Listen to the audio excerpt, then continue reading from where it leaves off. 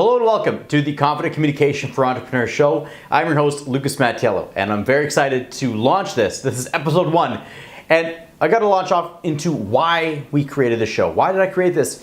Well, simply, entrepreneurs, we are the problem solvers of the world. I see entrepreneurs as the people that we look at the world and we go, what challenges, what frustrations, what's holding people back? And then we create solutions for that. We create solutions to make the world a better place. Because entrepreneurship, in my opinion, is one of the most pure forms of giving back and adding contribution to the world. Because the reality is, if the problems out there are not solved by your solution and you're not getting your message out there, you're not going to make any money and you'll be out of business very quickly.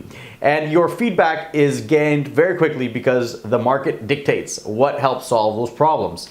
Now, as I alluded to quickly in the beginning there, a lot of entrepreneurs, and the reason that I'm passionate about this, is they know what they're talking about. They have a great product, they have a great service, they've had help clients make changes, make improvements to their life, but they're not getting the recognition they deserve. They're not getting the income, working with the right clients, getting the exposure, and this is holding them back.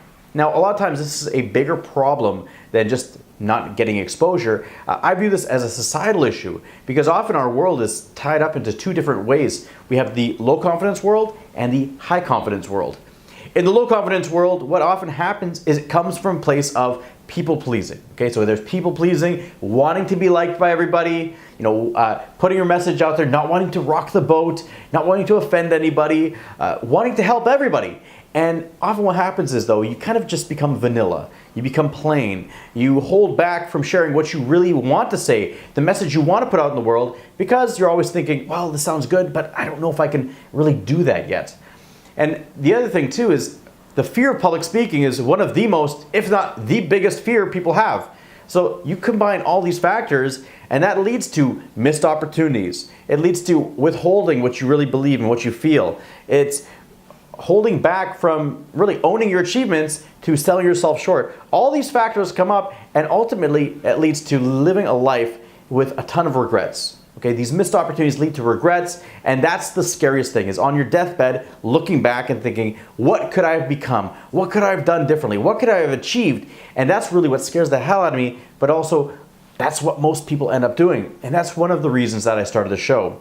So that's the low confidence world, where it's this vanilla world where people are afraid to share their message and put themselves out there. And a lot of it is due to society and being primed and not having training as a young child on how to share your message and become more confident. Now, the high confident world is completely different. High confidence world is one where you believe in yourself. You know what you stand for. You know your self-worth. You know your message. You know your ideal clients, and you're not afraid to put your message out there to attract them. And when that happens, it comes from being able to share your message in a bigger way. And in today's world, video, public speaking, one-on-one, doing all these events, at its core, this is about you becoming confident. Because one of the things that comes up when I work with clients is they want to be able to sell more, get their message out in a bigger way, make more money.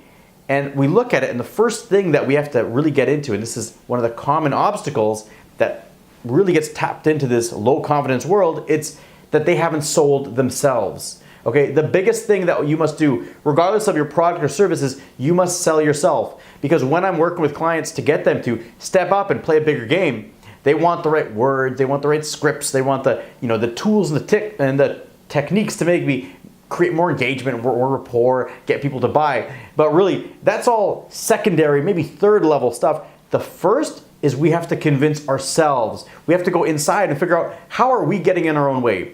As a confident communicator, the first thing to do is take full responsibility. There is nobody else, there is no external opponents, there's nobody holding you back except for yourself. When we make that first shift and we start taking full ownership of saying, all the failures, all the successes, all the struggles that I've been having so far, it's all due to me, my fears, some hesitations, and not taking action, that's when we can move forward. Because the low confidence world, it's often tied in with people blaming others, saying, oh, well, I didn't catch this break or I didn't catch that break. The high confidence world, we make our own luck.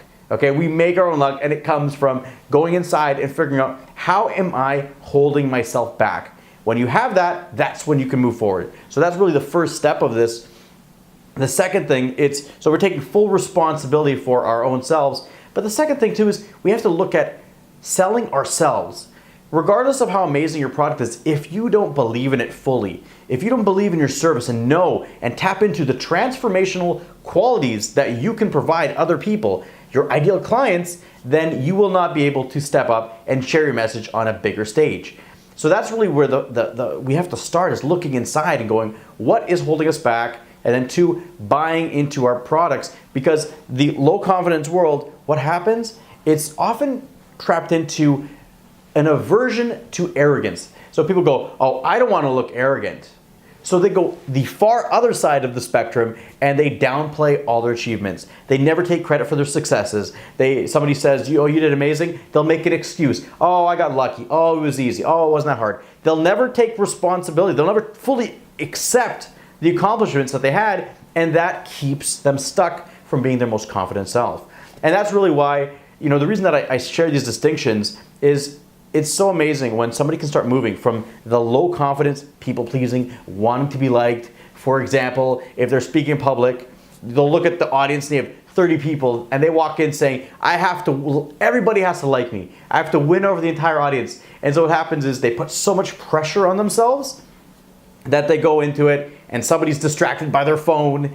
And then what happens is they distract from getting the message out there, and they focus on that one person who's not paying attention because they want to be liked so bad that they just try to win them back. And then what happens is they lose all rapport with the audience, and their presentation just tanks, and their self-confidence goes in the toilet. That's not what I want for you. I want you to hold on to your power, because when we do that, and I'll get into techniques and tips on how to hold on to your power and really own it in future episodes, but in today, I just wanted to set the context. Because as we can start moving from low confidence into this high confidence world, there are steps that you will take to move forward, to break through plateaus, break through barriers, both internally, but also from a marketing and positioning standpoint, that as you start moving towards this world, instead of having regrets and fears, and that's how people end up dying, thinking back to what they could have become, in the high confidence world, what we look back is, wow, we had some amazing achievements. We've left a lasting impact in the world, and the most important thing is the legacy. You have been put on this planet to make a big difference, to make an impact, to play a big game, and confidence is the ability to make that happen, and that's why I'm here. Now, why do I know this? Well, let me tell you, I know what it's like to live in a low confidence world. At 14 years old, I'll never forget, I was grade 8 in wrestling practice in high school, and I'm there wrestling, and all of a sudden I'm putting a hold, and my mind starts racing. I start thinking that I'm gonna die. I start freaking out. My heart's racing. It feels like it's gonna explode. I'm thinking, am I gonna have a heart attack? Am I gonna die here? And I remember the match ended. I ran to the bathroom. I throw some cold water in my face. I'm thinking, like, what the hell was that? I was scared out of my mind. I walk back into practice, get into another practice match, and boom, the same thing happens again. So I started getting this fear and this phobia, thinking every time I go to wrestling, I keep thinking that I'm gonna die, and it feels like my heart's gonna explode. And what I was experiencing at the time was panic attacks, but I didn't know that. I just thought that either I was going crazy or I was about to have a heart attack, or I could die. I wasn't sure, but the other thing, I was so embarrassed about what was happening because I didn't know what was happening, and I was really embarrassed and ashamed, so I didn't tell anybody. And as you can imagine, not telling anybody and struggling with a problem, it's a tough place to be, because I felt very self-conscious, but also I had no hope, and I was thinking, am I crazy? Have I lost it? Is this going to be the rest of my life? And what happened was I ended up quitting the wrestling team because I started thinking about it all day. I'd be in class and thinking, oh my God, I got practice later tonight, and I hope that heart thing doesn't happen again. I hope that I'm not going to feel like I'm going to die again. And it was just leading to take away all my joy and happiness, but also it was consuming my energy, my focus. So I ended up quitting the team, but it didn't go away. All right, I thought it was just if I quit wrestling, it would go away. No, it didn't. I went back to school the next year, and I'm there having these panic attacks again, having this anxiety, and it just got worse and worse and worse. But the one thing that was constant, I was still embarrassed and ashamed to get help, to tell anybody. So you can imagine, I went through many years. I made it a pact to myself to never tell anybody what I was experiencing. I went from 14 years old all the way until 29. It was when I finally told somebody.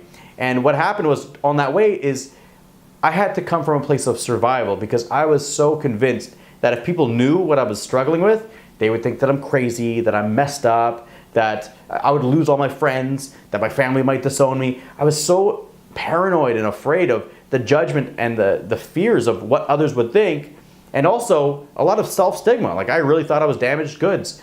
And so what I did is I tried to compensate by creating this kind of fake armor to hold people away. And so, for example, people say, like, are you scared of it? No, I'm never scared. And I would always be putting on this, kind of bravado and this fake armor. And I that's what I needed to do to survive, to make it through the days.